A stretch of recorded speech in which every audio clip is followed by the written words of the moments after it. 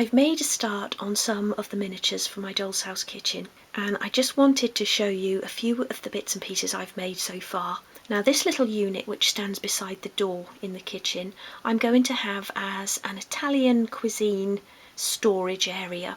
I really love Italian food, and I think it's nice to include pieces in your doll's house that reflect things that you love in real life. So everything on here will be related to making Italian food. And again, this is more really of an ideas video than a tutorial video, although I will show you how I make the little bits and pieces on here. I've only made a few pieces as I want to make some pasta in jars and some spaghetti.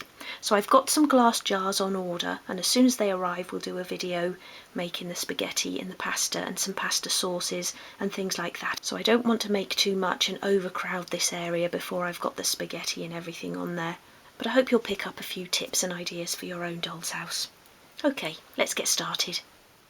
So I'm going to begin by dressing this storage unit. And as I said earlier, I want this to be my sort of Italian cooking area. So we'll have those jars of spaghetti and pasta on the top, maybe an open recipe book, maybe a pot of utensils. I'm sure we'll think of lots of other things to go on there as well. I just want to start with a few of the other little bits and pieces. And I'm going to begin by making a little hook rail for this end of the unit, and then I plan to have a shopping bag and a chopping board and a carrier bag roll hanging on the end of the unit, and this is the end that faces the sort of opening of the kitchen, and I just want to add a bit of colour to that sort of solid wood area there. So pop that there for a moment. I'm going to start by making that little hook rail. So I'm using 1.5mm sheet wood, that's 1/16 of an inch, and I've cut a piece here that measures 36mm by 12mm. So that's just under 1.5 inches by 1/2 inch. And I want to start by marking up to make holes for the little hooks, and for the hooks I'm using a 2.5mm wooden draw knob. You could also use brass hooks if you have them, or you could use a cocktail stick and you'd round off the end and just stick that on, as we did with the little wall shelf that was a couple of videos back. So you might just want to go and have a look how I did the hooks for that, and you can use that technique. But I'm going to start by making a little pencil mark right in the centre of the long edge. So I actually just want to do a faint pencil line going up like that, and then 7mm or 9/32 of an inch from each end. So just a little faint pencil mark like that, and then turn the piece around and make a little pencil dot in the centre of each of those little lines in the centre of the piece of wood, like that.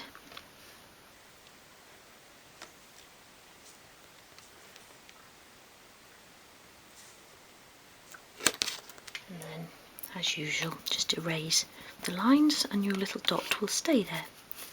And I just do that because even when you use a dark wood stain or varnish, you can still see pencil lines, so it's always best to erase them as you go along. And then I'm just going to drill into each of those dots, and I've got a 1.6mm bit in my drill, and again that's just over 1/16 of an inch.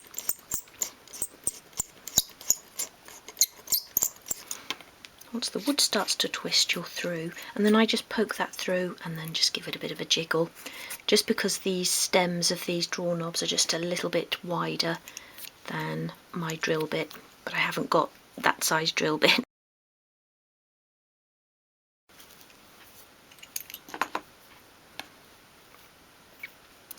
Try the little stem of the draw knob in the hole, and if it doesn't quite fit, which that one doesn't, you can just use a cocktail stick just to make that hole a little bit wider. So just push the cocktail stick in, and I don't want to make the hole too big because I don't want to use glue on here, and that's just because when I stain it I don't want there to be glue residue showing. So you could stain these parts separately. I think just for a small piece like this it's okay just not to use glue on the draw knobs. I was making a piece of furniture, I probably would. I'm going to be sticking this on the side of the unit as well, so that will add a little bit more security to the knobs. I'm actually just checking the fit now because I'm going to take these out again, and I want to bevel each edge. It's got a nice fit there. If there's, just run your finger along the back, and if there's a little bit of an overhang, we can sand the back of this in a moment to make sure that it just fits flush against the unit.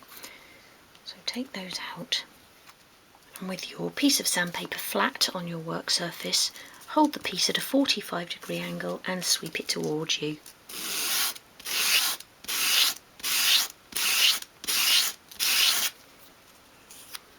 And that just starts to bevel off the edge like that.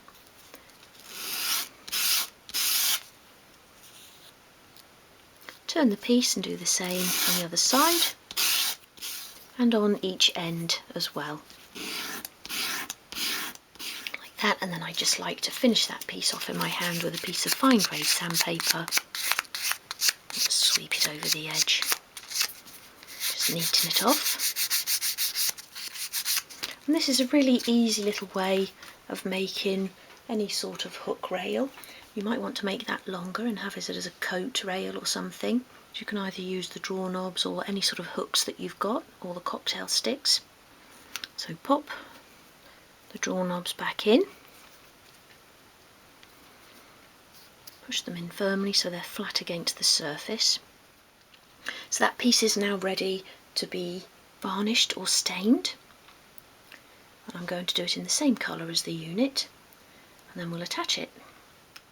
Before I stain that hook rail, I just want to make a few other pieces and then I can stain them all together. So I'm going to make the hanging chopping board now. So I'm using 2.5mm thick sheet wood, that's 3/32 of an inch, and I've cut a piece here that measures 33mm by 23mm, and that's 1 19/64 of an inch by 29/32 of an inch. So we're going to begin by drilling a hole at the top here where we can loop our string through. So begin by making a little pencil mark in the centre of the wood, just your faint pencil mark again, and then turn it and come about 4mm down that line and do your little dot, and that's where we'll drill our hole, and that's 5/32 of an inch. Like that. Again, erase the pencil line, leaving your little dot. And I've still got that 1.6mm bit in there, so that's what I'll use. And that's just over 1/16 of an inch. Like that. And then we're going to turn the piece like that, and we're going to make a pencil line 8mm, and that's 5/16 of an inch from this top edge. So do a little line there, and a line there. Join those up. My chair's being extra squeaky today for some reason.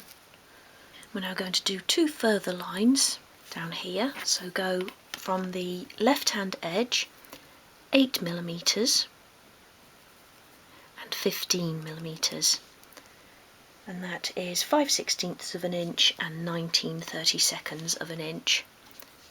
So again at the top 8 and 15, 5/16 and 19/32 of an inch, join those up,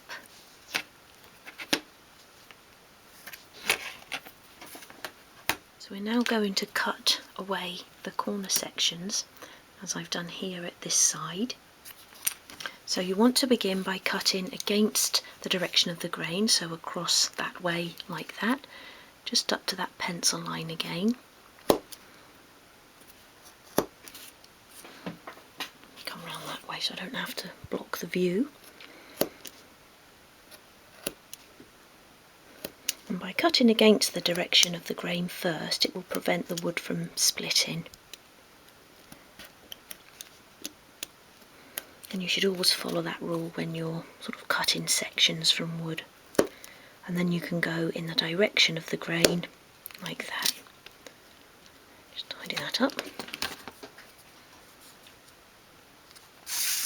So So bring in your sandpaper again, and we're going to round off these two bottom corners. So just again, hold the piece at an angle, and as you bring it towards you, bring it into an upright position. So you just sort of round it over the corner like that. Same at the other corner. And then as usual, you can just tidy that up in your hand. On that edge as well. And just sweep the paper over that rounded edge. Like that. Do the same in the other corner. And you can also just round the edges from front to back, just gently. You can do the same at these top corners. And again round from front to back at each sort of shoulder bit. It just finishes the piece off rather than just having lots of straight edges. And then we just want to very gently round these top two corners as well.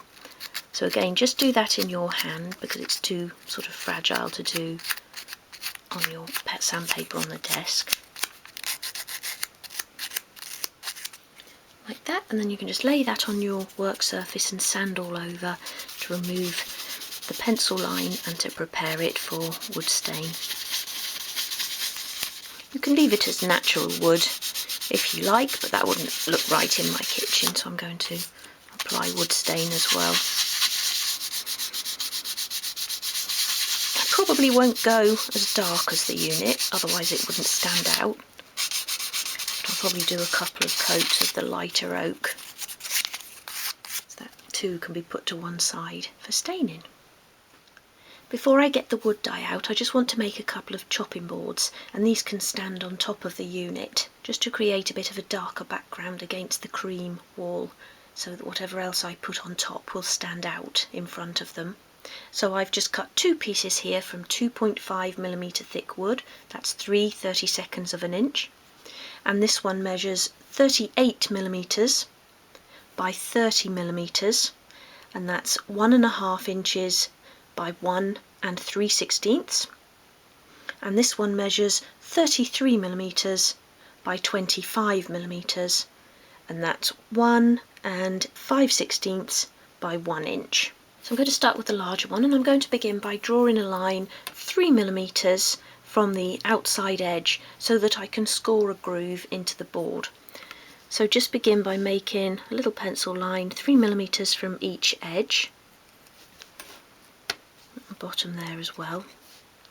And I'm just doing this really lightly, and then you can join that up and make a little pencil mark at 3mm from each long edge. And the same at the bottom as well. So join that up and make your second little marks, and then join those up as well.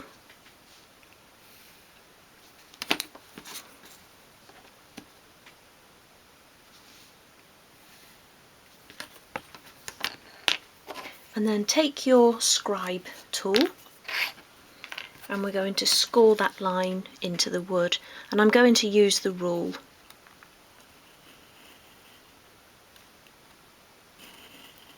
So just the inside of the line.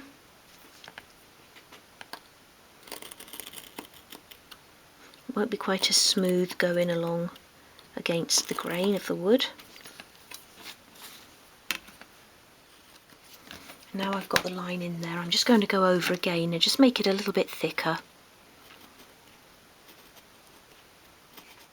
And then you can take your sandpaper and sand over the entire surface, and that will remove the pencil lines and tidy up that line.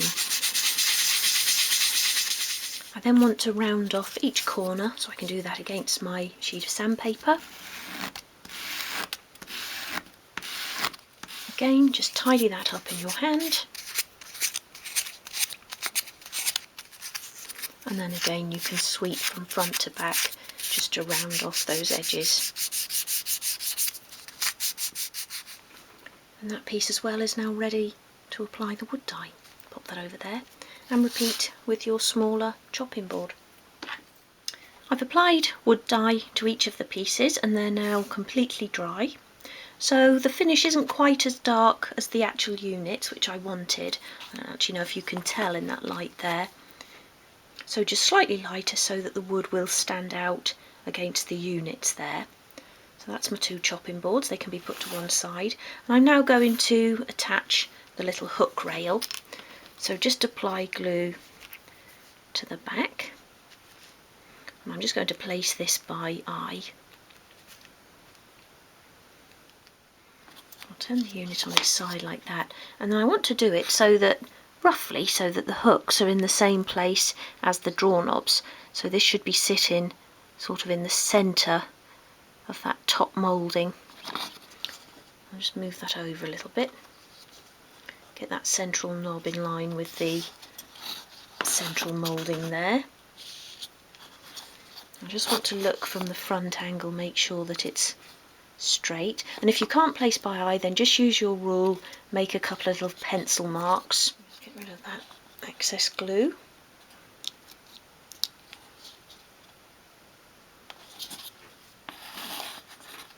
That looks quite good.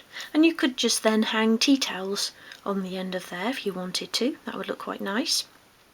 I'm now going to add a little loop of string to the top of the hanging chopping board, and I want to put a little bow around the neck as well. Snip that off.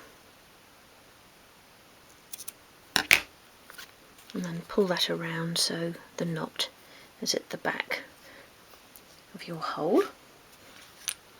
And then I've got some lovely sort of crimson coloured silk ribbon here that I'm going to use for the little bow, and this is 2mm thick. Again, cut a piece longer than you'll need. Put that around that neck piece there.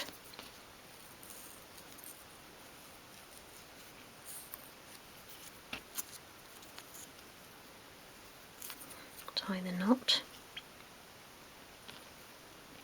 Oops.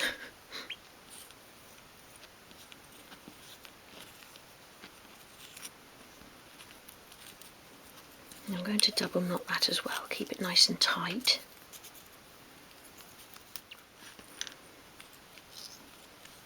And then you can tie your bow. So get it as small as you can.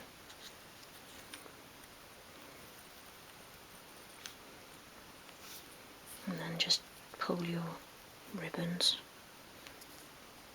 tighten the bow, and just keep doing that until the bows are fairly small.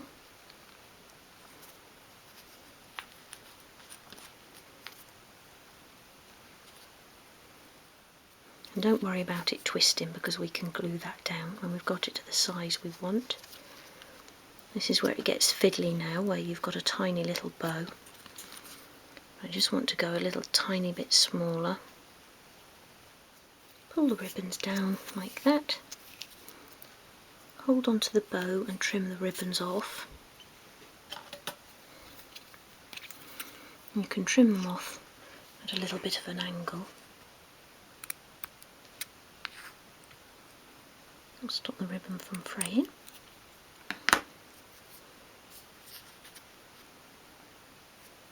And then just pop a tiny little bit of glue under each bow,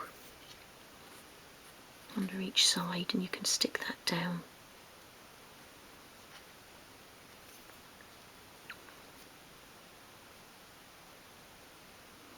A little bit under the ribbon there as well. Use another cocktail stick if you need to, if you can't get your fingers in there, like I can't. There's our little chopping board. That will hang in the centre there. And once I've made the other pieces, I'll probably actually stick that into place as well, so that it sits straight like that. I've glued the hanging chopping board to the side of the unit. I did actually glue it to that central moulding there. And I've also made this little carrier bag roll, which I've also glued into place. Now, I made the little carrier bag roll at the weekend and I didn't record it, but you can find a tutorial for that in my book, Making Doll's House Miniatures in 1/12 scale. But that's very simple to make, and it was just a way of getting a splash of colour at that end of the unit as well. Now, I had a go at a couple of things yesterday to go on this final hook, but I made a little shopping bag, but it looked a little bit too bulky. I tried just doing a tea towel on there, but it didn't look quite right. So I'm just going to leave that one empty for now and come back to it at another time. I might not even put anything on that first hook there, but I am going to make a little shopping bag to sit here, which will sort of fill out this area without covering up the things that I've already got hanging there. I now want to start filling out the little shelf underneath, and I've just scanned in and downsized a couple of labels, and these are so tiny I'm not sure you can even pick them up on camera. Let's see if we can focus in on it. Yeah, so I scanned in the front of the box of a pasta making machine that I've got, and this is actually the one that I use for my polymer clay. Now, it's a black box and it's not going to show up underneath that unit, so I've just photocopied the front and the side of the box, which is some tiny writing there. I think it just says pasta maker in lots of different languages. And I'm actually going to make a little box using manila card, which will stand out better underneath the shelf unit. When you want to make a box that has to be an exact size, it's a good idea to do a rough template, and this is just going to be really simple. The top and bottom flap there, so that will be the back, the side, the front and the other side, and it will just all fold in. But I just wanted to show you this technique of getting your measurements right first, and then either make a little template, obviously use a ruler so you've got all straight edges, or then draw that onto your piece of card that you're going to use. When you transfer your template onto the piece of card, do the pencil lines on the back of the card so that you've got a nice clean front edge, and then you can cut that out.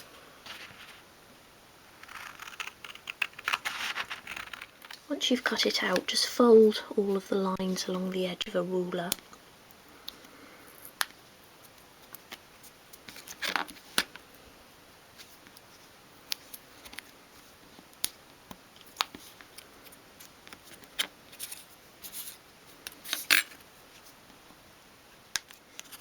And then you can start gluing it together.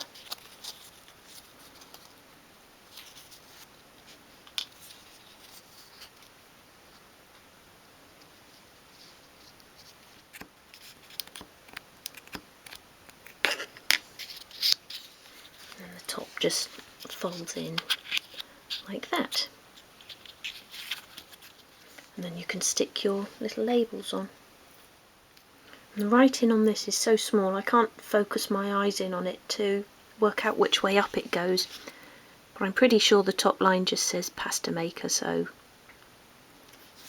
I'll try it that way around.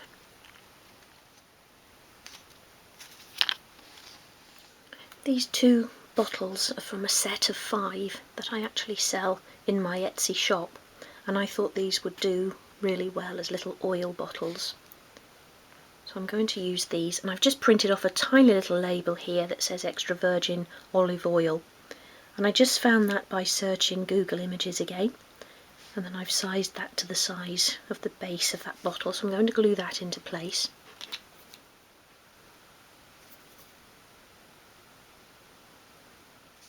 So I also added a little hang-in tag to this one, and that's just a little piece of manila card that I've threaded through with cotton and tied it around the neck. And that one I also printed off a label and I've hung that around the neck with string. And it's just these little details that are really going to stand out. And one of the ways I approach my doll's house is that I want to try and make as much as I possibly can. But the things I can't make, I want to adapt in some way. Even if it's just something tiny like this, adding a couple of little labels and things. It just puts your own stamp on it really and makes the piece unique to you. I'm going to make a little wooden utensils pot, and I'll give you the sizes of each of these pieces. So the front and back pieces are 12mm high by 10mm wide, so that's half an inch high by 3/8 of an inch wide. And then your side pieces again are 12mm high by 7mm wide or deep. So again that's half an inch high by 9/32 of an inch deep. And then the base piece is 7mm by 7mm, so again 9/32 by 9/32. And we construct these pieces in exactly the same way as we would a drawer.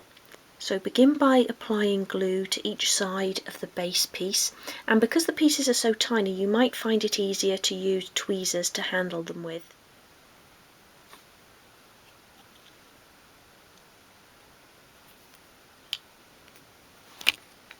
So pop that back down and attach the side pieces.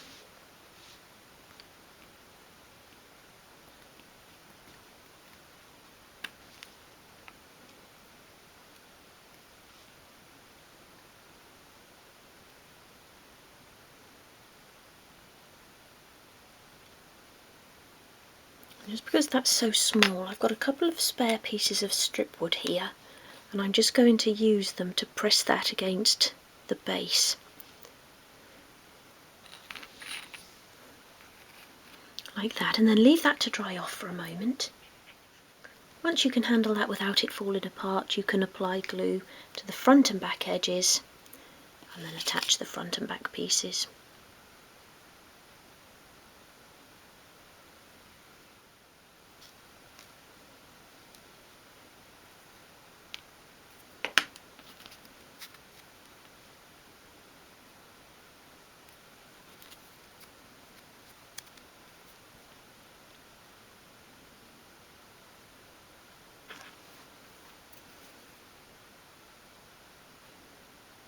Tuck in the sides to make sure you've got nice flush edges.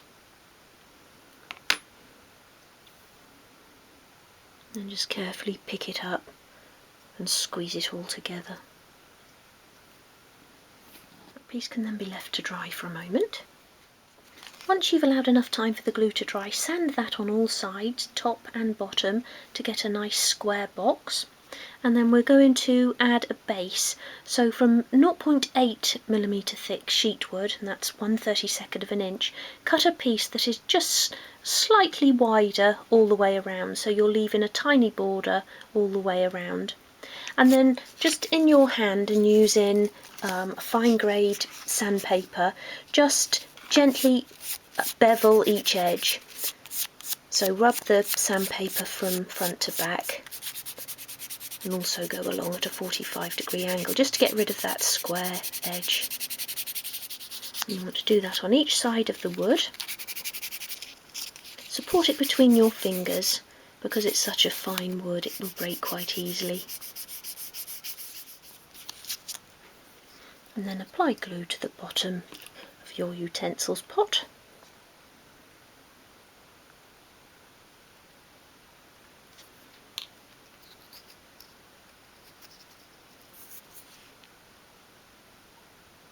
And glue that to the base so that you're leaving an even border around all sides.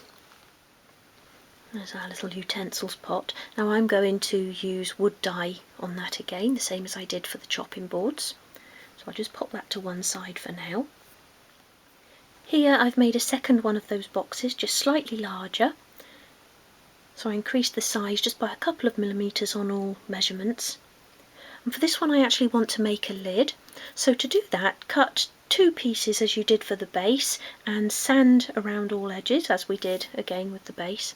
And then you want to cut from 1.5mm sheet wood again, a piece that fits just in the opening of the pot like that. So measure your opening, then cut a little square to fit, and that's going to be our lid stop, so once the lid's on it won't slide about in there. Oops, don't want that to go inside. And then you want to glue that in the centre of the lid on the sort of unbeveled side. tweezers in again just to hold that.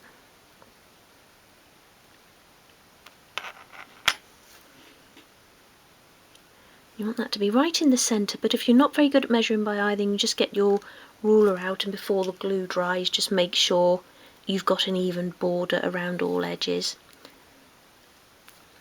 Like that, and then make sure you get rid of the excess glue around the outside of the lid stop. Otherwise you'll just glue it into place. Like that. And then I just want to make a little wooden knob to go on the top of the lid. So whilst that's drying, take a clean cocktail stick and just cut the pointed end away. Helps if you sort of roll it along your work surface as you do that. Roll it under the blade of the knife there. And then using a sort of medium grade sandpaper, twist the cocktail stick and round over the top like that. Like that. And then hold on to the piece that you want to keep, just your fingernail there like that. And you just want to cut a piece 2 or 3 millimeters long. Again, try and twist the knife along the cocktail stick if you can.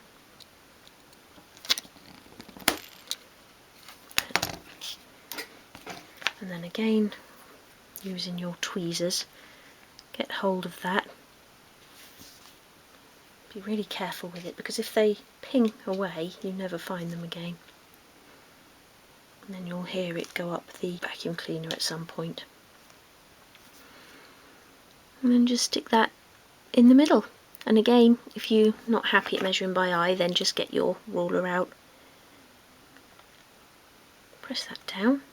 Again, I just want to get rid of that excess glue because I'm going to be wood dyeing this piece as well, so I don't want there to be any marks.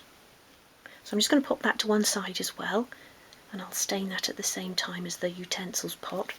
I'm just going to take that lid off in case the glue isn't completely dry. We're now going to make a wooden serving tray, and once again I've already cut the pieces, so I'll give you the sizes of those.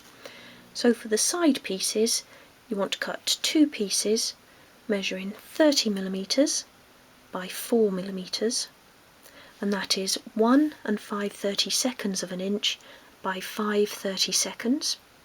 And then for the end pieces, cut again 2 pieces, 21 millimeters by 4 millimeters, and that's 13/16 by 5/32. And then for your base piece, cut a piece measuring 27 millimeters by 21 millimeters, and that's 1 1/16 of an inch by 13/16. And we're going to begin with these end pieces, and we're going to make some little handles. So take your mini drill, and I've got a 1.6 millimeter drill bit in there, that's just over 1/16 of an inch. Make a little pencil mark in the centre of that end piece. So do your little line like that, and then turn it and find the centre across the short edge and do a little dot like that. I'm sure you're familiar with this by now.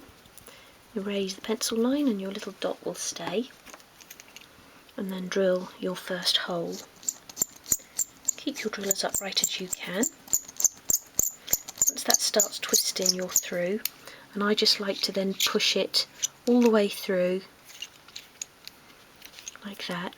And then you want to drill your next hole as close to that as you can on each side. So position it so you've just got that thickness again, and that normally happens, you normally slide into that central hole, so you need to be far enough away that that doesn't happen, but close enough so that you're getting one continuous hole, if you see what I mean. And do the other side as well. It's okay if you keep sliding into the middle, just keep popping back to the outer edge, and it will still make a slot, which is what we're aiming for.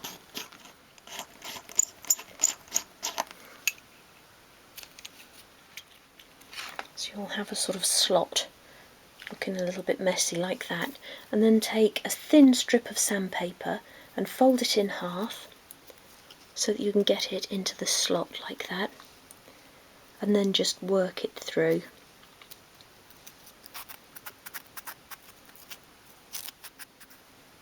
And there you've got your first little handle. So do that on the other piece of wood as well.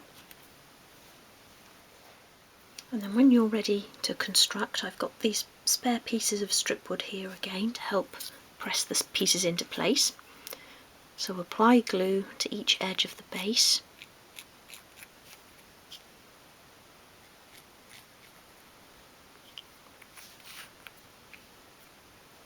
And then press the ends against it like that.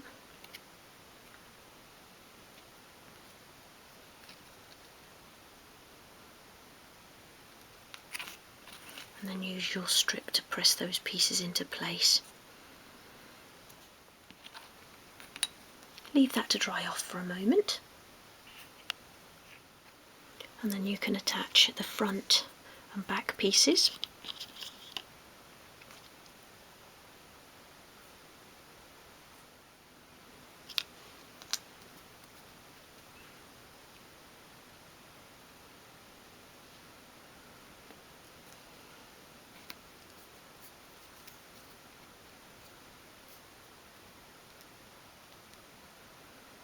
Make sure the sides are lined up, and then you can press those into place as well.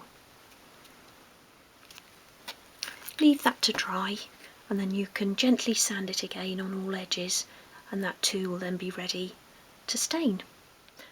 There's just one more wooden piece I want to make before I get the wood dye out, and I had the idea of making a gift box for these 2 bottles of wine.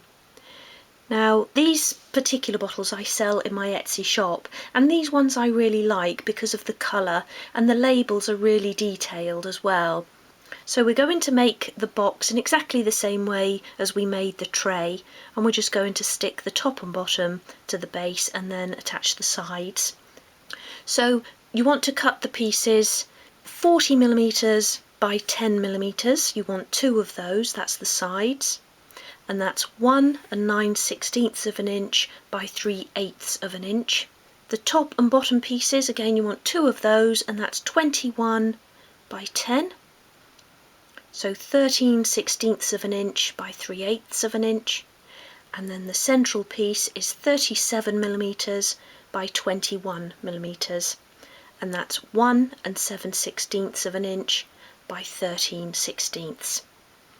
And then you want to begin by applying glue to the top and bottom, so the short edges of the base.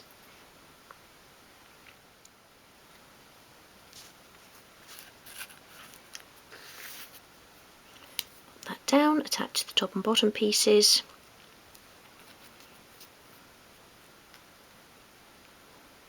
And I thought I'd finished with the wooden pieces, so I put my strip wood away, but I'll just grab that again. I'm just going to use that to press those pieces into place. Allow that piece to dry off for a moment. Once you've let that dry off for a moment, you can attach the side pieces.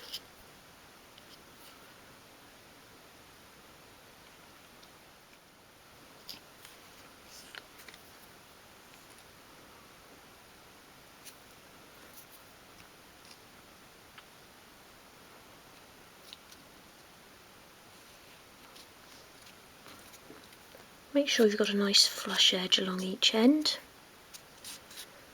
Squeeze that all together, and that can be left to dry. So I want to start off by making the little wine bottle gift box. So I've used wood dye on the little box, and I want to make some straw, or I think it's called angel hair, to actually line the box. So I've just got here a piece of brown paper bag, and I'm going to cut it into really thin strips using my ruler and craft knife. Now this is quite thin in real life if you think about it, so you want it to be as thin as you can get it really. Once you've cut quite a few, jumble them all up, get them into a nice tangle. I don't really know how many I'm going to need or how much I'm going to need, so that was probably a sort of 3-inch square, 75mm square piece of paper that I've just cut up into strips. But we'll fill the box, and if we need some more we can cut some more. So put some glue into the bottom of the box.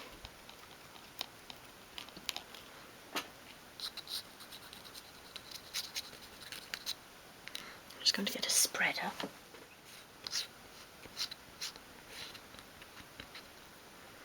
A little bit of glue at the sides as well.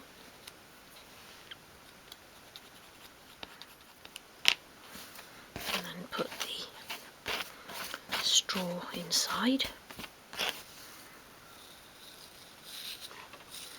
Yeah, I think that's going to be plenty anyway. So push it all in, tuck in all the long ends. Press it against the sides, because we're going to need room to get the wine bottles in. And actually, when I was giving you the measurements for the box parts, that's obviously to use as a guide, because you might not have these particular wine bottles. So measure your wine bottles and then cut a box that's just a little bit wider at all edges, so height, width and depth. Let's see if we can lay those in there.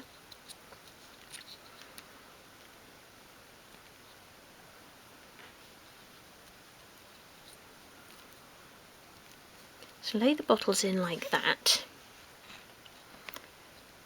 and then I'm just actually going to use a cocktail stick just to pull up some of the straw.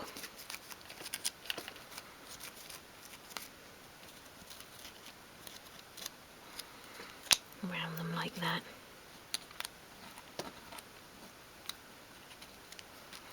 Pull up a little bit at the bottom there, just to make it look as though they're actually nestled inside and not just squashing it all down. Make sure your labels are facing towards the front. And then I've got here a sort of plastic box that I've saved at some point, and I'm going to use a bit of this to go over the top of the bottles and tuck in at each side of the box. So I'll just cut off a smaller piece. So cut it to the height of the box, and then we want a little bit extra to tuck down each side on the inside. So that was 37mm.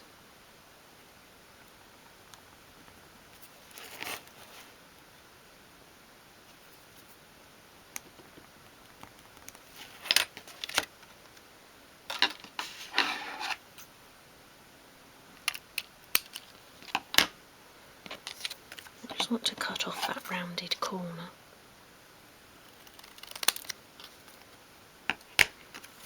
So make a bit of a fold in the plastic, and that's going to be sort of the height of the inside there. And fold the plastic over the edge of your rule like that.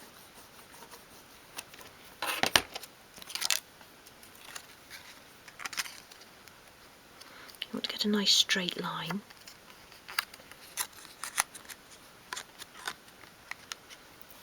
Will then tuck inside, so just make sure it fits height wise. And then you want to make another fold where it meets here. So if you fold it upwards to start, just to get your fold line.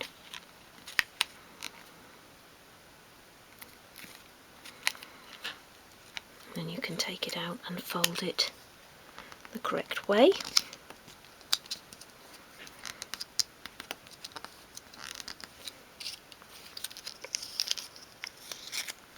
And then cut again to give yourself that flap to tuck inside.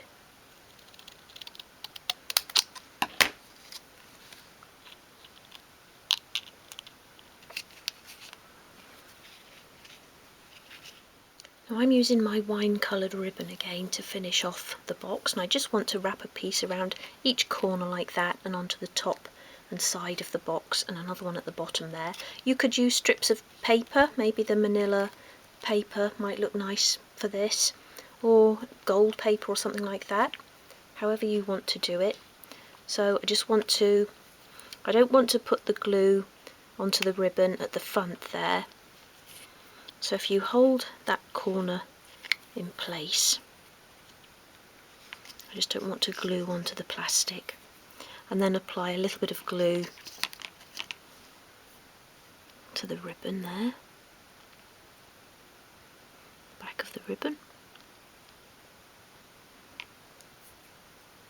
and then glue that down over the top and onto the back of the box. And we'll trim that off in a moment, and then you can do the same at the side there like that. So hold it into place and then apply the glue.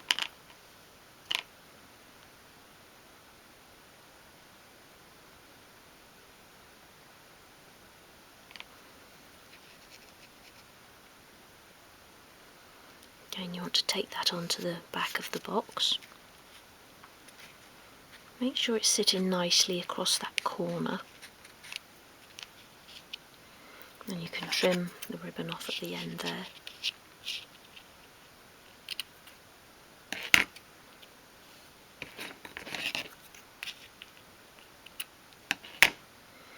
And glue those ends down.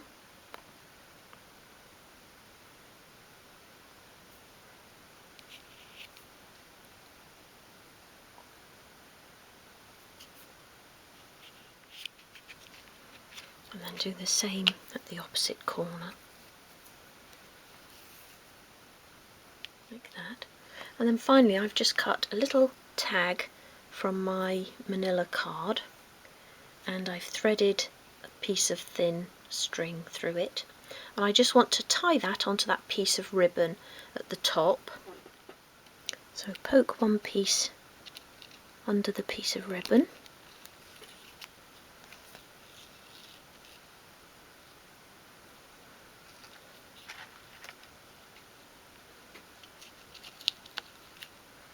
and just want it sort of hanging down a little bit as well. So leave a bit of a loop before the knot.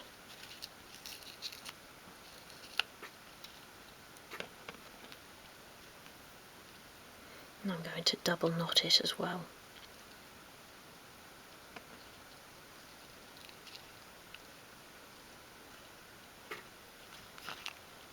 Like that.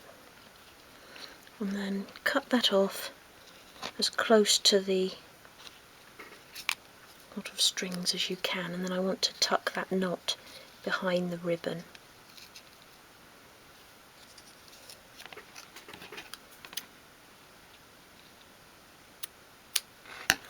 Like that. And get the little knot behind the ribbon there.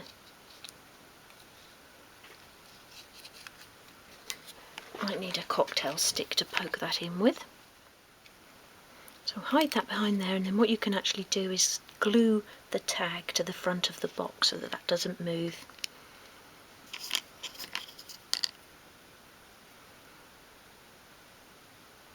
Bit of glue on there, and then if you stick it half on the cellophane and half onto the wood, like that, that will stick better. Like that. All of the wood dye is now completely dry, and I've just tucked the little tray under there with the pasta machine box, and I stuck a label on the front of this, and I'm going to use it as a biscuit barrel, and I've just found again a biscotti label on Google Images, and I've just cut that out and stuck it on the front there. I've changed my mind about the utensils pot. I think because there's so much dark wood on there, I'm going to try and look for a little stoneware pot, or maybe a little cream pot, just so that it stands out a bit against the background. But I'll make a little lid for that, as I did for this one, and I can use that somewhere else in the kitchen. I'm going to end this video here, but I want to make the pasta and spaghetti before I continue, just so I can work out what else I need to go on this unit. But I hope you'll like these little bits and pieces, and that you'll have a go at some of them. And even if you're not doing a unit like this, hopefully some of those pieces you'll be able to use elsewhere in your kitchen. Now I've got some of these little packs of bottles on order if you wanted to do some olive oil like I've done here. But the pack includes 5 different bottles, and it just shows you that by adding a simple label or a hanging tag or something like that, you can really transform a simple miniature into a personalised piece, either for your kitchen or elsewhere in your doll's house. And if you enjoy making doll's house miniatures, then do have a look at my book, Making Doll's House Miniatures in 1/12 scale. So that's it for now. I hope you've enjoyed this one, and I'll see you again soon.